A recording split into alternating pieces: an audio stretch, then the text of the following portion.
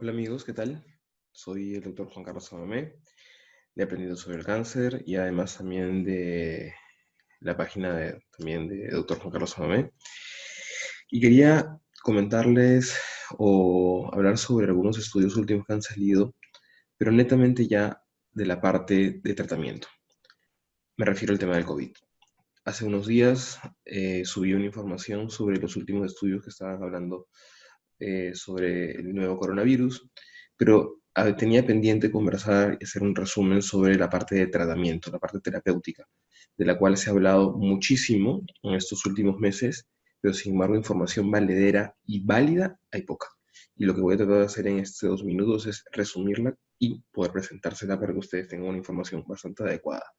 Y obviamente, pues si están informados, dejen de creer en algunos bulos que están circulando por la red, básicamente.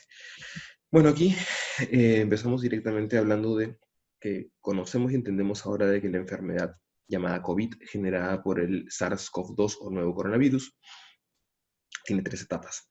La primera etapa es la etapa donde se encuentra la replicación viral, que es la parte donde aparecen los síntomas como una gripe, que es el fiebre, algo de congestión nasal, dolor de cabeza. Y la segunda etapa es donde ya empieza a convertirse en algo más peligroso y es lo diferencial versus una gripe. Es decir, ya afecta la parte pulmonar y se produce una neumonía viral. Y esa neumonía viral se caracteriza por la disnea, es decir, la capacidad limitada de respiración, y eso se traduce con el poco nivel de oxígeno en sangre que podemos disponer o que podemos ver. Eh, entonces, eso es lo que nosotros podemos nosotros, manifestar en la segunda etapa. Y la tercera etapa es la etapa inflamatoria, que es donde generalmente se produce la tormenta de citoquinas, la famosa tormenta de citoquinas, y donde la gran mayoría de pacientes fallece por una respuesta exagerada de la parte inmunológica de nuestro organismo. Y es en cada una de estas etapas tenemos tratamientos que están apareciendo y que están en prueba. Nosotros analizamos y vemos todo lo que es la parte de aquí, de lo que es el ciclo, desde que el virus ingresa a la célula. Generalmente es la célula del neumocito, donde el virus aprovecha el receptor de la enzima convertidora de angiotensina y las púas del virus, que se llaman spikes, se unen a través de este receptor, penetran a la célula y utilizan toda la maquinaria celular para poder replicarse. Acuérdense que el virus no es un elemento vivo que pueda replicarse por él mismo, necesita parasitar una célula y la maquinaria de una célula para poder tener nuevos viriones o nuevos virus. En este cuadro, que es cortesía, os sacado una presentación del doctor Miró del Hospital Clínic de Barcelona, podemos ver casi todas las partes y dónde puede entrar cada uno de los tratamientos que nosotros estamos viendo. Vamos a verlo de otra manera y otro cuadro. Pero antes quería comentarles justamente un tema. En la ciencia médica, yo como oncólogo lo manejo bajo bastante frecuencia porque vemos de que la aparición de fármacos contra el cáncer antes del coronavirus era el escenario donde más se movía y donde más dinámica y donde más presencia de nuevos fármacos habían. Nosotros somos muy acuciosos y la ciencia en general es muy acuciosa para poder validar una nueva droga, un nuevo fármaco. Y entonces tenemos criterios para poder evaluar y tenemos básicamente los estudios que tienen 3 etapas, el estudio fase 1, fase 2 y fase 3. Cada una de esas etapas nos ayuda a dar una información. Fase 1 es el estudio en el cual analizas solamente con pocos pacientes la tolerancia del fármaco, la toxicidad. Luego analizas la dosificación. Si la dosificación es la correcta y la tercera, ya ves la aplicación clínica verdadera, el uso verdadero. Cada uno tiene una etapa y tiene tiempos. Y muchas veces para que salga un fármaco al mercado pasan 5, 6 o hasta más años. Nosotros ahora mismo con el tema del COVID estamos tratando de hacer la evaluación de estos fármacos en tiempo récord y tenemos que seguir pasos porque si no podemos equivocarnos y generar, más allá de expectativas, generar daño a las personas.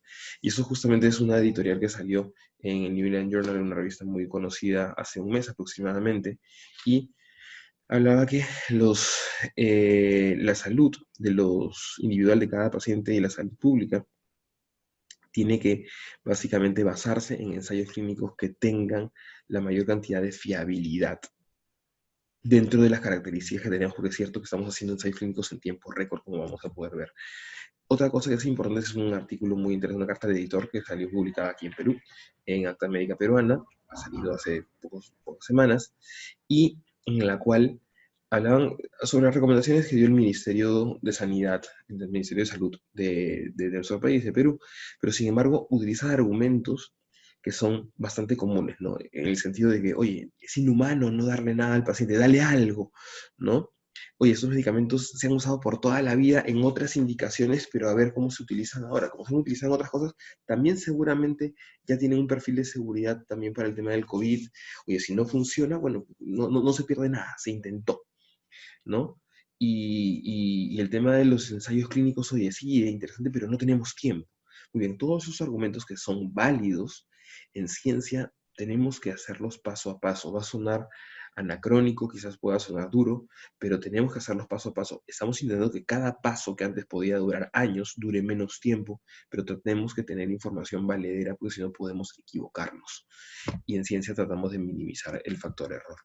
Ese es un resumen más o menos de cómo nosotros, toda la cadena o la evolución para poder nosotros generar y tener una droga, en este caso una droga antiviral. Primero que ese es el virus. Para mí es el gráfico más interesante y más claro de la presencia del virus. El virus, el contenido importante es la parte interna, que es el contenido nuclear. Esto es el corazón del virus prácticamente. Sin esto, el virus directamente no existe. Y esa es la famosa cápsula lipídica, la cual con alcohol directamente lavando las manos se rompe y pues, se va el virus. Y estos son los famosos spikes o puntas, o púas, son una especie de púas. Estos son los que se unen directamente a los receptores de las células del pulmón, los neumocitos, especialmente al receptor de la enzima convertidora de angiotensina, la ECA o la ACE. Aquí podemos ver cómo uno de estos spikes se une y esta unión hace de que entre el virus dentro de la célula y utilice de forma, digamos, parasitaria la maquinaria de la célula para poder generar nuevas réplicas de cada uno de sí mismo. Tenemos nosotros la proteína S, que es la proteína spike del virus, pero también tenemos non-spike, las NSP, que significan son las proteínas no spike, que tienen cada una un rol muy importante y que tenemos y de hecho interesa porque se están generando medicamentos dirigidos contra cada una de las zonas. La proteína S es la más importante y es sobre la que estamos basando en la mayoría de información y sobre la mayoría de estudios vinculados principalmente a vacunas. Situación importante es el tema de que se han visto también algunos cambios a nivel de la estructura de esta proteína S, especialmente, y eso lo comentamos en el video anterior. Pero regresando al punto de lo importante de ese artículo, cuando uno tiene un virus, al menos si quiere hacer un tratamiento antiviral, elige el lugar a donde se va a dirigir, el target específico, sea una proteína interna, de membrana, etc. Luego genera simulaciones, luego finalmente se hacen experimentos a nivel de animales y finalmente ensayos clínicos ya en personas. Esta secuencia suele demorar años. Repito, estamos tratando de correr dentro de los márgenes y parámetros científicos, pero para poder obtener información válida y, ¿por qué no?, medicamentos que nos ayuden a superar este trance pandémico que estamos teniendo, que es único en la humanidad. Actualmente, en estos días está generándose el Congreso americano de la Asociación Americana de Investigación de Cáncer, de Cancer Research, en el cual es virtual, y lo interesante es de que presenta el doctor Fauci, que es asesor del presidente Trump de Estados Unidos en el tema científico, y presenta una exposición que es muy interesante, muy provocadora. La voy a comentar más adelante. Pero dentro de ella se refiere él mismo a un artículo que él publica en el año 2018 y en el año 2008, perdón, en Lancet. ¿Y qué habla? Habla de las infecciones emergentes, que es un reto constante. Y hace, por ejemplo, en este mapa una presentación, un resumen de las principales problemas de salud pública que aparecieron en los últimos 30 años a nivel de todo el mundo. Sale nuestro país con el tema del cólera en los 90 y tenemos cada una de las víctimas, en teorías que se pudieron generar por las principales pandemias que han existido desde épocas antes de Cristo, desde Atenas hasta la famosa gripe española hace 100 años, justamente, y producida por un tipo de influenza, y el HIV, el cual se considera también una pandemia y todavía no tenemos cura al respecto y ahí tenemos más de 25 millones de pacientes fallecidos al respecto, ¿no? Pero ¿cuál es lo importante, qué es lo interesante de este artículo? Que habla que las infecciones emergentes van a estar siempre ahí y van a ser un reto constante y constantemente tenemos que estar preparados. Hace poco se hablaba que ya se prevé que aparezca el COVID-20, el 21, el 22, llámenles como quieran, ya se sabía de que había una enfermedad X o una infección X hace unos años que se preveía que potencialmente podía generar una pandemia y podía generar muchas víctimas, como lo que estamos viviendo actualmente. Entonces, entendemos ahora de que por el desarrollo, por el nivel de globalización que vivimos, pues si algo aparece en un lugar del mundo tan alejado como podría ser Wuhan, inmediatamente va a estar en Europa, en Estados Unidos, y tenemos lo que tenemos actualmente y lo estamos viendo en real time, en tiempo real. Pues tenemos que estar preparados, porque esto es posible que vuelva a aparecer en algún momento, por algún tipo de virus o lo que fuera, y esto nos tiene que hacer estar constantemente en alerta. Y eso es importante, ¿por qué? Porque justamente la única manera de poder estar alerta también es los virus, el tipo de patógeno más común que puede generar ese tipo de problemas, y entonces la única o la manera más interesante de poder combatir el virus o de prevenirlo son las vacunas. No solamente ese, sino un montón de virus. Tenemos los virus de la polio, etcétera, que hemos tratado ya de sarampión, esto que hemos ya tratado de desaparecer inclusive de la Tierra, solamente con las vacunas. Actualmente, para vacunas que están en revisión para el SARS-CoV-2 son más de 140 que están en estadios, en estudios preclínicos, y específicamente en el rubro de aprobación tenemos una, todavía está limitada, pero en fase 1 y fase 2 tenemos más o menos un promedio de 30 a 35 vacunas. Esto es importantísimo porque tratamos de estar en constante estudio y en constante evolución, y las vacunas están dirigidas, pueden ser a vectores virales o con virus atenuados o dirigidas a partículas de virus o directamente de DNA. Entonces, hay distintas estrategias que se están teniendo de vacunación. Y lo que se sabe es y sabemos de que lo que toma años lo estamos tratando nosotros de, digamos, acelerar al máximo para poder tener respuestas. Se prevé que se pueda tener una primera vacuna validada aproximadamente en el primer trimestre del 2021. Estas son las que más avanzadas están ya en ya están en estudios en humanos, fase 1 y fase 2. Y tenemos la vacuna de Moderna, la de BioNTech, la de Oxford, que también está producida con AstraZeneca, que tienen estudios ya terminados y principalmente que están dirigidas hacia vectores virales.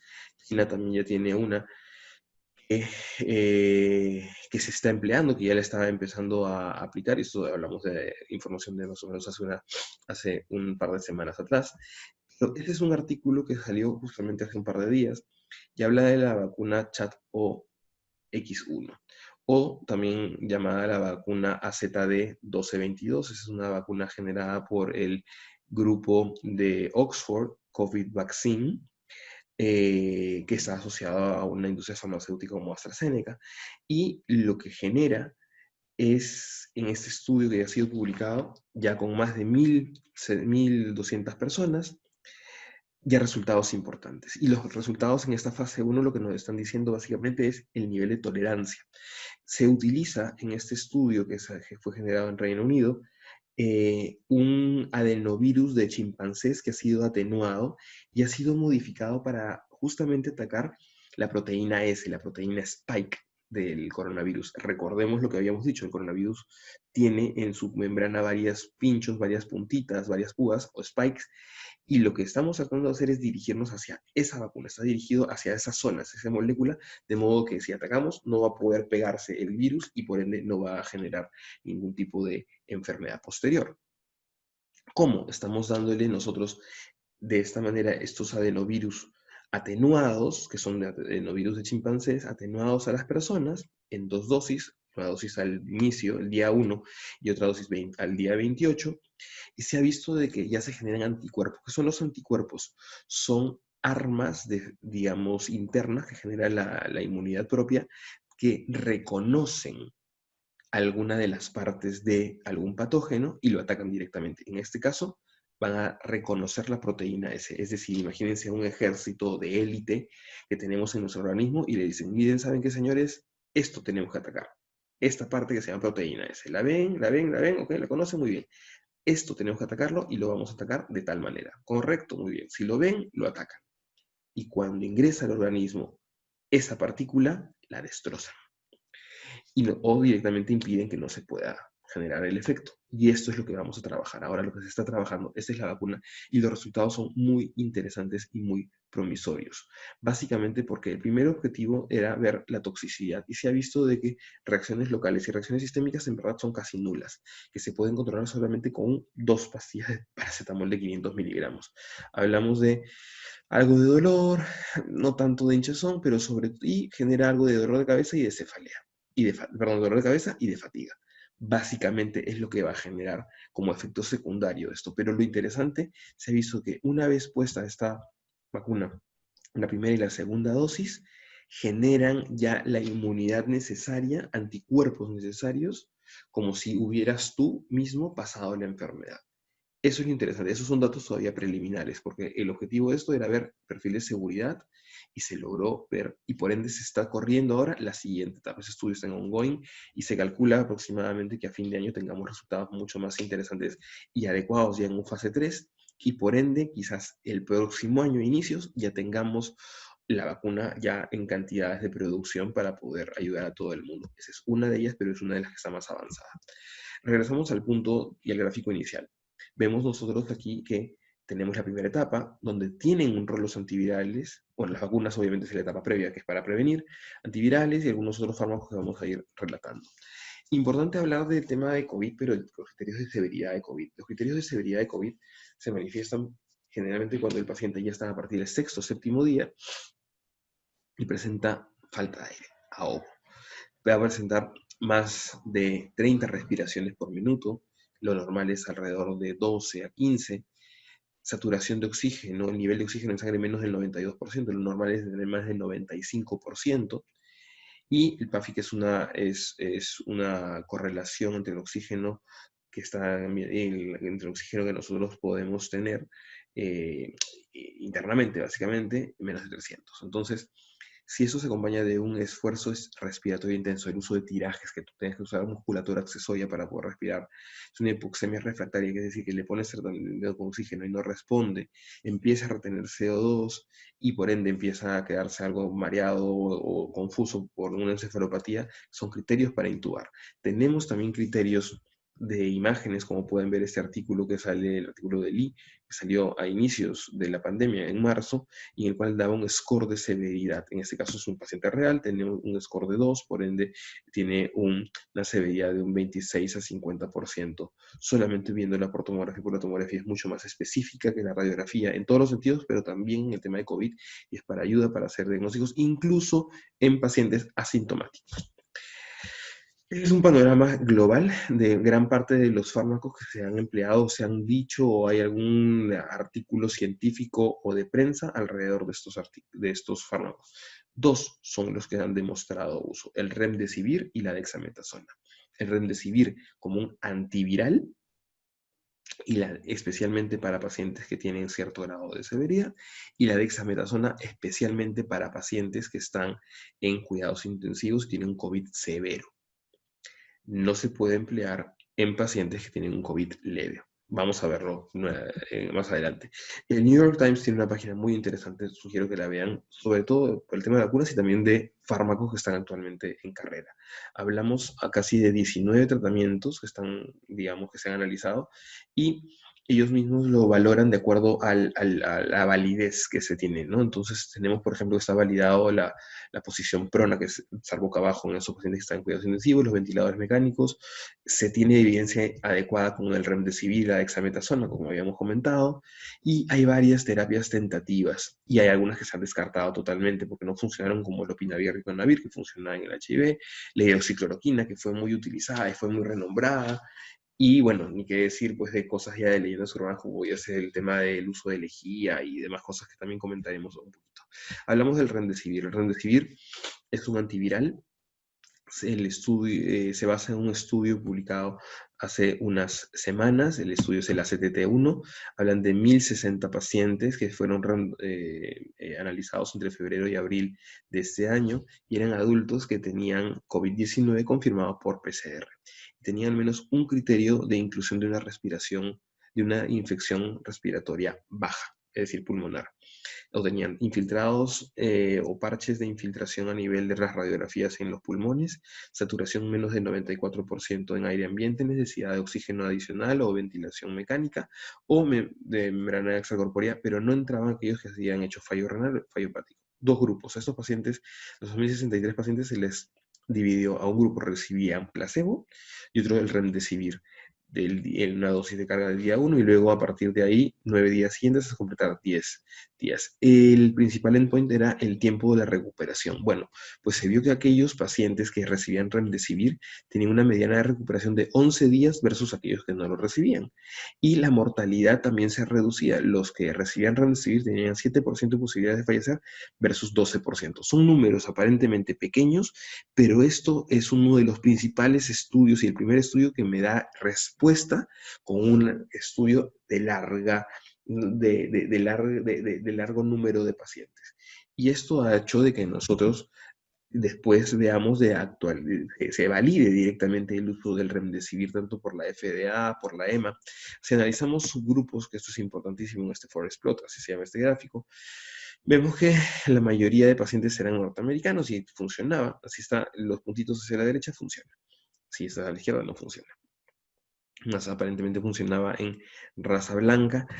Bueno, según este estudio no funcionaba mucho en latinos, ¿no? Bueno, vamos a tener que, supuestamente a 247 de esos 1060 pacientes eran latinos y aparentemente no funcionó.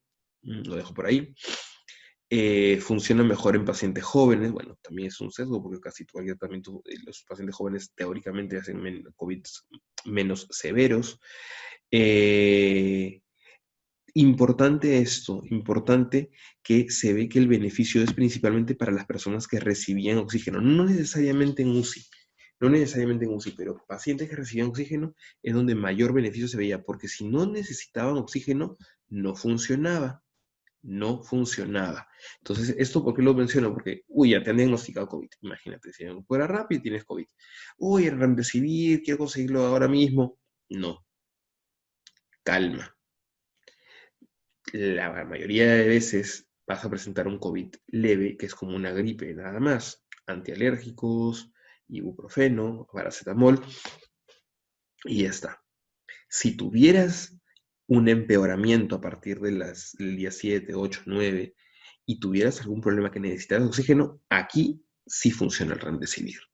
Esto solamente ocurre en el 10 a 15%, en 10 o 15 pacientes de 100. 10 a 15% de pacientes. De hecho, el remdesivir fue el primer fármaco aprobado por el tema de la EMA y bueno, la FDA también. Entonces, es el fármaco validado y por eso le ponemos su medallita. Luego la dexametasona. Existe un estudio también de la Universidad de Oxford, que es el estudio Recovery. El estudio Recovery has trabajado y está estudiando lo que es el plasma convaleciente, el tocilizumab, que es un modulador del efecto inflamatorio, la acitromicina, que es un antibiótico, y la dexametasona en baja dosis, no en niños, solamente en adultos. Bueno, pues hace un mes sale el resultado de este estudio, se adelanta en prensa este resultado, porque son estudios preprint, estudios preliminares, y hablan que la dexametasona es el primer fármaco que ayuda a disminuir la mortalidad. Lo vemos en estos cuadros. Vemos que se incluyeron pacientes, casi más de 6.000 pacientes, y vemos que en los pacientes que recibían un tratamiento usual, el habitual que se empleaba, vivían un poco menos de aquellos que tenían dexametasona. El porcentaje de mortalidad de dexametasona era mucho menor. Era la mortalidad a los 28 días, que era principalmente el objetivo principal de este estudio. Se vio que era 21% versus 24% frente a pacientes que reciben el tratamiento estándar sin dexametasona. Y vemos también que el segundo endpoint, que era la posibilidad de conectarse a ventilador mecánico, también disminuía, es decir, ayudaba a salir del tema de ventilación mecánica. Importante que se ve que el mayor beneficio de este tratamiento se da en pacientes que necesitaban ventilación mecánica invasiva, es decir, COVID severos. En los COVID severos se aplicaba y funcionaba mucho mejor la dexametasona, pues disminuía la mortalidad y obviamente la desconexión de ventilador mecánico. Cuando tenías oxígeno, cuando no necesitabas oxígeno, no funcionaba la dexametasona. COVID leves, no funcionaba la dexametasona. ¿Correcto? Luego, se habla mucho de lo que es el Avifavir, que es el Favipiravir, que es un antiviral producido en Rusia. De hecho, los rusos ya lo han colocado también aquí en Latinoamérica y se tiene no tanta información. Y el único estudio que se tiene, que es un estudio que ha sido también preprint, es solamente con 80 pacientes. Fue un estudio realizado en China en enero y febrero de este año y se comparó el favipiravir, 14 días más interferón alfa, versus el lopinavir ritonavir más interferón alfa. Bueno, ¿qué se vio? El principal objetivo era cambios en la tomografía y en la tasa de excreción de virus. Se vio que la tasa de excreción de virus en aquellos que tenían favipiravir era menor que aquellos que tenían lopinavir ritonavir. Esto salió el único resultado, pero tenemos 80 personas y no es un estudio de tanta masividad, tan masivo, ¿no? Y tan concluyente. Esto, de hecho, se está estudiando y se hace la pregunta si todavía sigue un antiviral para esto, ¿no? Y lo que se sabe es de que se necesitan más estudios, básicamente. Se necesitan muchos más estudios y eso lo comentan aquí, justamente, ¿no? Porque tiene actividad in vitro y tiene actividad en pacientes, pero todavía es muy pequeño, entonces se necesitan más estudios para poder ver este tema de aquí. Entendemos también de que Rusia ya lo está vendiendo. Rusia directamente lo aprobó para Rusia. Esto ha sido a finales de mayo y directamente ya están comercializándolo ya en varios lugares, ¿no? En Japón, porque el favipiravir, si bien es cierto que se desarrolla para el tema coronavirus en Rusia, se ha aprobado en Rusia, es un fármaco japonés, es un fármaco que se aplica para el resfrío común, que es el Avigan, el nombre comercial, pero sin embargo en Japón no salen los resultados. Entonces en Japón no lo promueve. Rusia sí, y bueno, Rusia lo está poniendo ahora como si fuera ya directamente la panacea y lo está dando en Centroamérica, Latinoamérica, en fin, no, sin muchos resultados, ¿no? Lo dejo ahí nada más. El tema de la oxigenoterapia, ventilación mecánica y la posición prona es fundamental. El oxígeno está demostrado que ayuda muchísimo. La ventilación mecánica, el ventilador mecánico, muchos pacientes, bueno, un porcentaje de pacientes van a ir a ventilación mecánica y los va a ayudar porque necesitas que este pulmón termine de ampliar, sobre todo en la segunda y la tercera etapa. Y el decúbito prono, es decir, ponerlo boca abajo al paciente para que la amplexación pulmonar sea mucho mejor, como pueden verse en la imagen. Y esto ha ayudado y eso está también demostrado con estudios. El ibuprofeno es un AINE, es un antiinflamatorio no esteroideo, y al inicio de la pandemia, 14 de marzo, el ministro de Sanidad de Francia dice que no se utilizara, ¿no? Entonces, claro, todo el mundo lo prohibió y todo, sin embargo, se vio de que en verdad había que revisarlo mucho mejor, de que faltaba evidencia para poder decir eso. Sin embargo, se recomienda el uso de paracetamol, pero no está mal que se use el ibuprofeno o algún tipo de AINE, ¿no? Pero claro, todo sale alrededor de un tuit que hizo el ministro de Salud de Francia, Olivier Véran, en su momento, ¿no? La hidroxicloroquina salió como el tema boom, como lo que más podía ayudar para ese tipo de situaciones y se publicaron en dos revistas de peso, se publicó en New England Journal y en Lancet. Ambas retractan y decían que no funcionaba. Primero se decía que funcionaba y ellos decían que no funcionaba. Bueno, pues Estos estudios a los pocos días se retractan y los retiran de ambas revistas porque la base de datos no era la más fidedigna.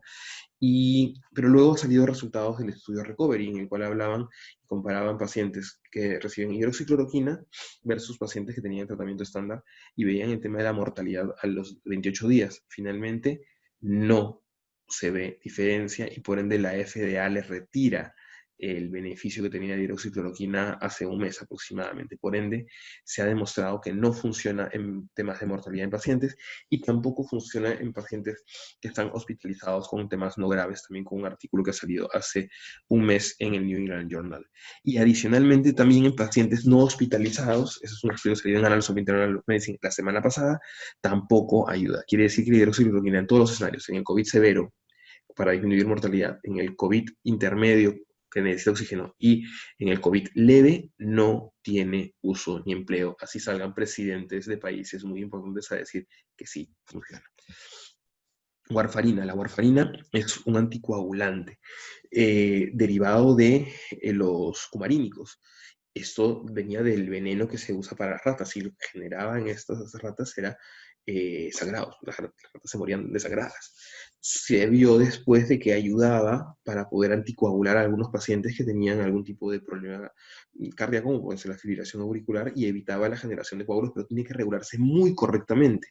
La warfarina es muy peligrosa si tienes dosis no exactas, porque puedes generar que la gente literalmente se desangre y puede generar muchas complicaciones al respecto. Luego tienes la heparina y la heparina de bajo peso molecular, que son otros fármacos más seguros, pero con el tema de la warfarina, aquí lo que pongo porque ha sido muy hablado, muy comentado, incluso algunos médicos que tienen programas en medios de comunicación, radio, etcétera, lo mencionaban, ¿no?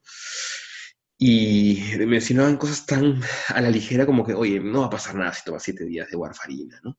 Y el problema es que la gente que lo escuchaba lo tomaba, gente mayor, y lo que generaban eran que pacientes tuvieran que llegaran desangrados a la emergencia con niveles de hemoglobina de 3 o de 2 por sangrados nasales, sangrados urinarios, sangrados rectales.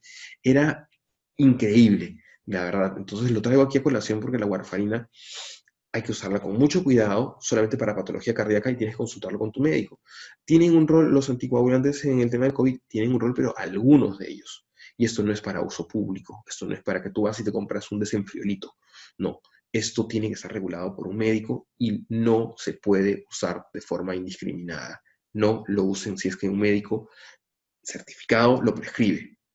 La warfarina no ayuda ni es la panacea para el COVID porque no es ni un antiviral, recordemos lo que hemos estado presentando, es un complemento y hay fármacos mucho más seguros que se pueden aplicar. Bueno, otro punto que también es importante, otro tratamiento es el plasma convaleciente. Se ha hablado mucho al respecto, de hecho hay información bastante interesante. ¿Y en qué se basa? Se basa en el plasma de los pacientes que ya padecieron de COVID, pero en los pacientes que tuvieron anticuerpos y que generaron anticuerpos. Esto pasa por un proceso en el cual se analiza la sangre de los pacientes que ya padecieron coronavirus, que padecieron COVID, y se purifican los plasma con los anticuerpos y eso es transfundido a pacientes que tienen el tema de COVID a través de una transfusión. Todavía hay resultados prematuros bastante interesantes, pero todavía no se ha validado. Hay una revisión Cochrane al respecto, en la cual, como pueden ver, tiene pros y contras y todavía tiene cierto grado de inseguridad, un grado, no sé, de certeza total en los resultados, ¿no? Se está iniciando un ensayo clínico aquí en nuestro país, en salud, en la parte pública de la sanidad. Vamos a ver qué sale al respecto, pero definitivamente es una herramienta adicional que está en prueba y que nos puede ayudar, obviamente, a ese tipo de pacientes. La ivermectina, bueno, la famosa ivermectina. ¿Qué es la ivermectina? Es un antiparasitario que se utiliza tanto en humanos como en población, como en veterinaria. También se utiliza en animales. Bueno, ¿qué es lo que pasa con esta, digamos, molécula? Con ese fármaco. Lo que ocurre es que se presentó un estudio a inicios de año en el cual se veía de que la FDA no es que lo apruebe, sino la ivermectina es una droga aprobada por la FDA para otro escenario, para otras patologías, y se vio que inhibía de cierta manera la replicación de SARS-CoV-2, del virus del SARS-CoV-2 que genera el COVID, conjuntamente a otros virus, in vitro, en laboratorio, in vitro, no en personas. ¿Qué ocurre? Mucha gente se coge de este paper, de este artículo, y empieza a sacar información y lo traspola directamente hacia los humanos sin pasar por los pasos que ya hemos ido explicando a lo largo de la presentación. Hubo un estudio que se presentó inicialmente, bueno, pre-estudio, un pre-screening, que fue descartado porque se utilizó la base de datos del Surgisphere, que fue la misma que hizo que se descartaran los estudios de la hidroxicloroquina en Lancet y en New England Journal. Y luego hay uno actualmente que habla de que ya con población y con pacientes, de que aparentemente tiene algún tipo de resultado. Son temas bastante prematuros. Este es un editorial que publica el doctor Chakur, que es médico es un médico de enfermedades infecciosas español, del Instituto de Salud Global, y justamente menciona, ¿no? Como anécdota, como una base de datos dudosa dio respuesta a que varios países latinoamericanos usaran la ivermectina en este tiempo, ¿no? Y es cierto, lo hemos visto nosotros, ¿no? Y lo que propone este doctor es este estudio, que es un estudio ya mucho más validado, mucho más interesante, que es el estudio SAINT, en el cual van a ver si efectivamente eso funciona, y eso se va a hacer en Navarra, en España. Pero ¿qué es lo que ocurre? De que, como les digo, lamentablemente en nuestro país se ha utilizado de forma indiscriminada, en algunos lugares se le ha dado a toda la población con efectos secundarios muy, muy, muy fuertes. Algunos veterinarios, doctores, recomendaban esto, pero eran doctores veterinarios, ¿no? Y digamos, no es lo mismo un doctor médico de humanos que un veterinario, con el debido respeto, ¿no?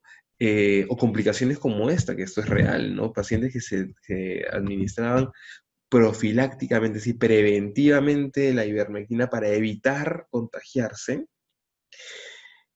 por medio de inyecciones o de jeringas, y la aguja se la traga el paciente y él termina en el estómago. Imagínense ese tipo de situaciones, ¿no? Por ahí se hablaba de un artículo que un médico de San Marcos publicó. No existe. Lo he tratado de buscar en todas las bases de datos y no existe ese artículo al respecto. No está, no existe. Entonces la ivermectina no tiene un rol definido para evitar el tema antiviral. No tiene un rol ni para la prevención de COVID, es decir, que si yo la tomo voy a evitar padecerlo. No es cierto, no hay estudios al respecto.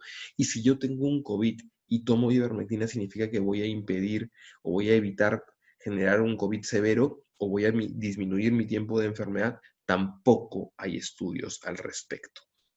Lo digo porque esto es un tema de consulta bastante común en muchos de mis pacientes, y la respuesta siempre es la misma: no está demostrado, y yo personalmente no recomiendo nada que no esté demostrado.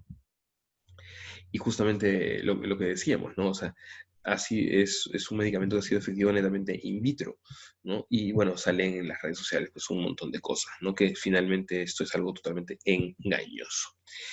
Hablando de situaciones engañosas, tenemos al MMS o el CDS, que es el dióxido de cloro, o también llamada la cura milagrosa para para el COVID, y muchas cosas más. Cuando uno empieza a investigar un poco al respecto, se da cuenta que parece que está ante una película. Aquí se presentan los dos gurús del tema del dióxido de cloro, que es Jim Humble y Andreas Kalker, ¿no? ¿Quién es Jim Humble?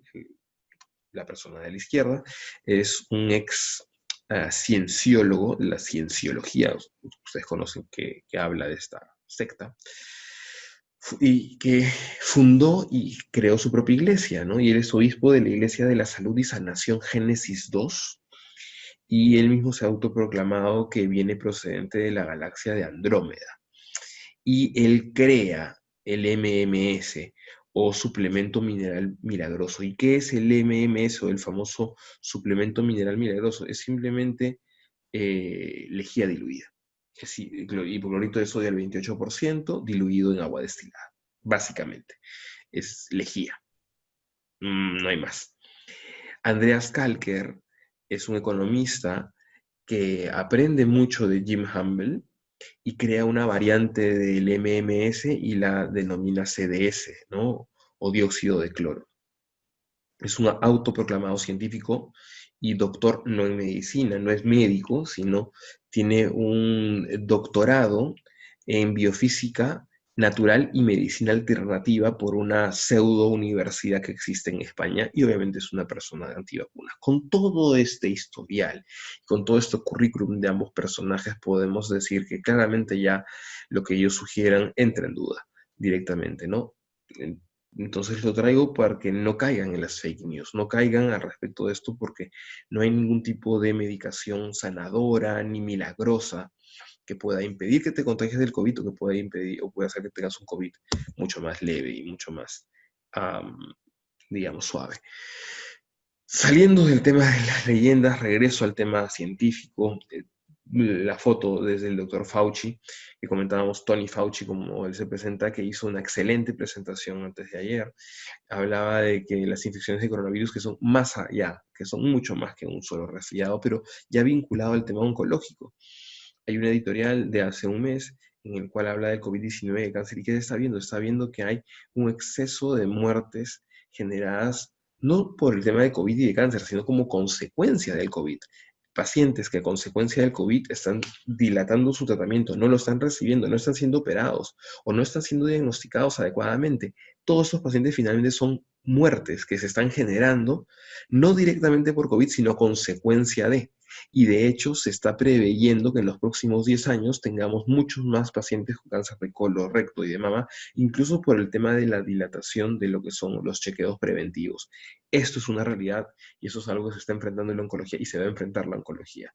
Va a haber un freno no solamente en la oncología, sino transversalmente en todo lo que es la medicina, pacientes con salud mental, están aumentando la tasa de suicidios, pacientes cardiológicos, etcétera. Todo esto es a consecuencia del freno que ha habido por el tema del COVID, que casi todos hemos puesto nuestro foco en el COVID como es lógico por esta pandemia tan severa, pero tenemos obviamente otras patologías, y como lo decía en esta otra editorial que ha salido de la semana pasada en Science, el cáncer no se queda en casa por el tema del COVID, y ni tampoco el tema de salud mental, tampoco cardiovascular y una serie de patologías. El COVID existe, pero también siguen siendo una serie de patologías que hacen y nos obligan que tengamos que tener en cuenta ello. Y es necesario tenerlo presente y hacer tratamientos dirigidos hacia este tipo de personas y este tipo de pacientes y, si acaso, también ver las consecuencias y tratar de minimizarlas a lo largo del tiempo para impedir que esto sea, sea algo dañino para la población, ¿no? Y nada, como viñeta final quería presentarles esto, ¿no? Que creo que los seres humanos a lo largo de la historia nos hemos enfrentado a muchos temas, no solamente de virus, sino situaciones que han puesto en reto, nos han retado como especie, como raza humana que somos, ¿no? Como seres humanos. Y obviamente el coronavirus es uno de ellos, ¿no? Esta situación del COVID que nos agarra en el 2020, en la época en la cual nosotros pensábamos que éramos para nada vulnerables, la tecnología a tope, bueno, pues aparece un virus que es algo que ni siquiera es visible y directamente nos genera niveles de pobreza y consecuencias socioeconómicas que nos pueden hacer regresar, no digo a la edad de piedra, pero 50 o 100 años atrás en algunos lugares. Y tenemos que acostumbrarnos. Vamos a salir de esta. La ciencia nos va a ayudar y la ciencia pienso yo que es el camino. Y es lo que yo invoco, por favor. Yo sé que es lo que no se conoce genera incertidumbre y genera temor. Y yo invoco, por favor, de que tengan confianza en el tema de la ciencia, que definitivamente nos va a ayudar a que esta situación pase como una anécdota, como otras de las tantas que hemos tenido, y ojalá que nos deje aprendizajes. Ojalá que nos deje aprendizajes, no solamente desde el punto de vista político, sino también desde el punto de vista personal. Es lo que quería contarles. Están mis redes sociales ahí abajo. Estamos en Facebook, estamos en Instagram, tenemos la página web. Soy oncólogo, pero creo que antes de oncólogo soy médico y tengo como función también dentro de la medicina el comunicar y el educar. Y es lo que estoy tratando de hacer. Comunicar simplemente una recopilación de hechos y de facts, es decir, hechos certeros, científicos, validados, para darle información a usted que nos está viendo, para que no se deje engañar y que entienda que esto vamos a tener la cura y vamos a solucionarlo con una vacuna o las dos cosas prontamente. Tenga confianza, cuídese, lávese las manos, distancia social, salga de casa solamente si fuera estrictamente necesario y cualquier duda consulte con su médico que definitivamente lo va a poder orientar, no en internet. Por ahí vienen las dudas. Cuídense mucho y estamos en contacto y espero leerlos, espero ver los comentarios y si les parece interesante esto, pues encantado que lo puedan compartir con las personas que ustedes consideren. Muchas gracias y estamos en contacto para una siguiente ocasión. Chao, chao.